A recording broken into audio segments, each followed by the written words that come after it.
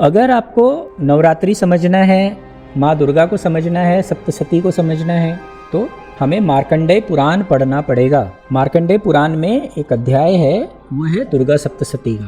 उसके अध्ययन के बिना आप माँ दुर्गा को नहीं समझ पाएंगे।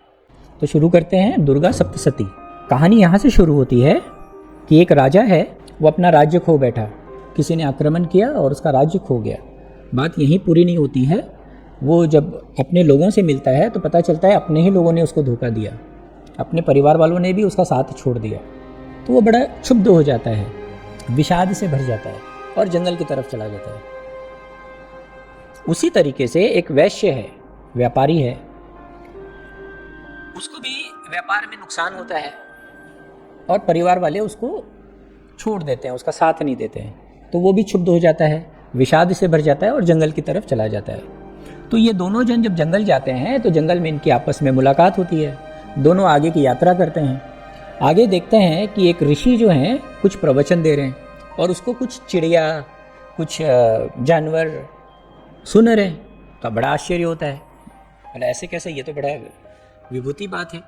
तो वो भी रुक जाते हैं, सुनने लग जाते हैं और उनको आश्चर्य होता है कि वो जो सुनने वाले पशु पंछी हैं, उसमें पशु तो कुछ ऐसे हैं जैसे मान लो कोई शेर है और बकरी है, दोनों बैठ के सुन रहे हैं।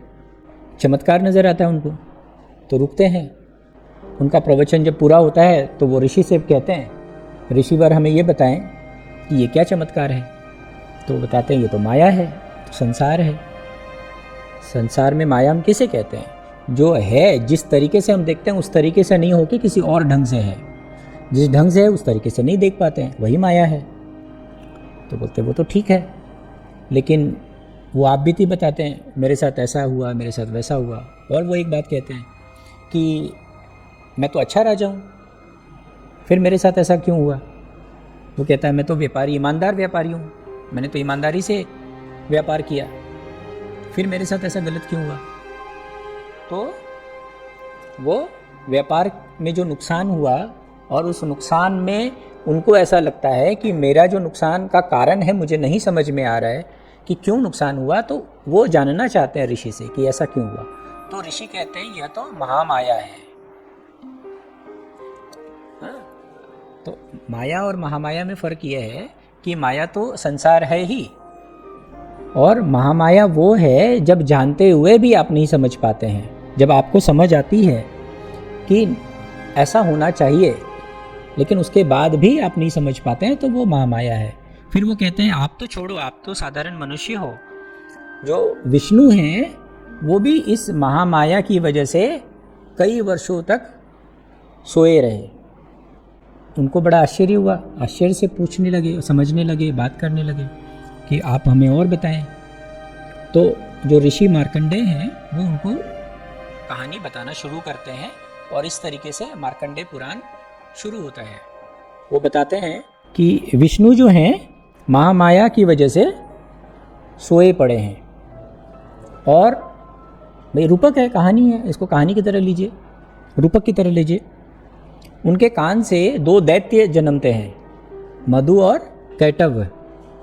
अब ये जो दोनों राक्षस हैं, ये दोनों राक्षस जब ये देखते हैं कि हमारा जो जन्म है वो विष्णु के कान से हुआ है और विष्णु तो सोए हैं माया की वजह से, तो हम लोग ब्रह्म को जीत सकते हैं, प्रकृति को जीत सकते हैं और हम खुद जो है भगवान बन सकते हैं। तो वो क्या करते हैं? तांडव मचाते हैं, दुष्टता दिखाते हैं, मनमानी करते हैं, पूरे प्रकृति का जो है दोषण करते हैं, पूरे प्रकृति का दोहन करते हैं।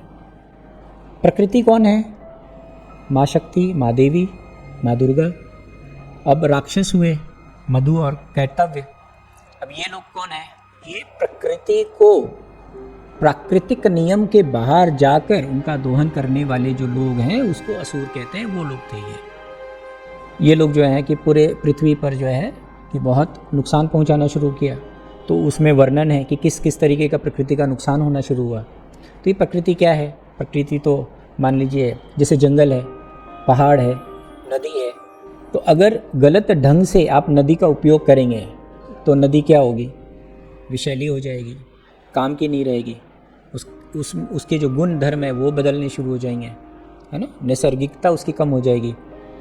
उसी तरीके से जंगल है, अगर आप जंगल को गलत ढंग से इस्तेमाल करेंगे, आप जंगल काटना शुरू कर देंगे तो क्या होगा, आपका इकोलॉजिकल बैलेंस बिगड़ जाएगा, आपके क्लाइमेटिक चेंज होंगे, आपके नियम जो है प्रकृति के बदलने शुरू हो जाएंगे, आपके वर्षा जो है समय पर नहीं होगी, ऋतुएं समय पर नहीं आएंगी, तो प्रकृति जो है अपना नियम बदलने लगेगी और प्रकृति को नुकसान होने लगेगा। तो ये जो कहानी है दैत्य की और देवी की, ये कहानी हमारी और तुम्हारी है, ये कहानी है जो हम सबकी है। कहीं ना कहीं देखिए आप अपने आप को ही पाएंगे, कहीं ना कहीं हम सब भूल कर रहे हैं। आज देखिए जिस तरीके से डिफॉरेस्टेशन हो रहा है, जिस तरीके से जंगल काटे जा रहे हैं, तो हम कौन हुए? हम तो दैत्य हुए, असुरी हुए। हाँ, जिस तरीके से सैंड माइनिंग हो रही है, हाँ, जिस तरीके से कोल माइनिंग हो रही है, जिस तरीके से प्रकृति के साथ हम खिलवाड़ कर रहे हैं, हम नदियों पर इस तरीके से बांध बना रहे हैं, हमने इतने बांध बना दिए, इतने बांध बना दिए कि नदी की जो प्रवाह है वो बिल्कुल ख़त्म हो गई, सूख गई। ये जो सप्तशती की जो देशना है वो हम सबके लिए बिल्कुल प्रासंगिक है, आज के लिए है। हम अगर प्रकृति के साथ खिलवाड़ करेंगे तो हमारे साथ देवी जो है, प्रकृति जो है, वो सुनामी ले आएगी, कहीं कहीं अर्थक्वेक होगा, कहीं क्लाउड बस्ट होगा और वो संतुलित होगा। तो इस तरीके से मार्कंडेय पुराण शुरू होता है। फिर क्या हुआ, त्राही त्राही मच गई, लोगों ने प्रार्थना की माँ से, माँ को कहा कि माँ हमें बचाओ, यानी प्रकृति को ही बताया, मैंने उनके सामने ही प्रार्थना की प्रकृति के, हाँ, कि भाई हमें बचाओ आप। तो फिर माँ प्रसन्न हुई, माँ ने फिर आशीर्वाद दिया और विष्णु को जगाया। फिर विष्णु जगे, निद्रा से उठे। फिर विष्णु यानी कौन? विष्णु यानी कॉन्शियसनेस। तो कॉन्शियसनेस जगा। तो जैसे हमारा देश में क्या हुआ था, हम अपनी आज़ादी खो बैठे थे, फिर हमारे अंदर कॉन्शियसनेस जगा, हमने फिर लड़ाई की और फिर हमने अपनी स्वतंत्रता पाई। उसी तरीके से जो विष्णु है, जो रूपक, उस तरीके से विष्णु जगे, फिर उन्होंने लड़ाई की। वो भी अब रूपक है तो रूपक ढंग से बताते हैं, बढ़ चढ़ कर बताते हैं, अतिशयोक्ति में बात करते हैं। कवि हैं, ऋषि हैं, तो वो कहते हैं कि 5000 वर्षों तक लड़ाई हुई। अब ये कहने का मतलब ये है कि ये लंबी चली, यानी लंबी चलती है ये लड़ाइयाँ, हमें ये समझना होगा। उस बात को इम्फसाइज करने के लिए इस तरीके की बात कही जाती है, अपनी बात को इम्फसाइज करने के लिए बड़ा चढ़ा कर बताया जाता है। तो जो भी है 5000 वर्ष युद्ध हुए, उसके बाद जो दैत्य थे मधु और कैटव, कहानी ये कहती है कि वही लोग प्रसन्न हो गए। बोला अरे हम लोग 2 हैं और विष्णु अकेला है, अकेला हम दोनों पे भारी पड़ रहा है। तो उन्होंने कहा कि विष्णु हम तुमसे प्रसन्न हैं, मांगो क्या मांगते हो। तो उन्होंने भी मांग लिया कि हम चाहते हैं कि हम तुम दोनों को मार डालें। तो उन्होंने कहा तथास्तु, और उसके बाद दोनों दैत्यों का वध कर दिया विष्णु जी ने। फिर क्या हुआ, दोनों दैत्य मर गए, प्रकृति जो है कि फिर से ठीक हो गई।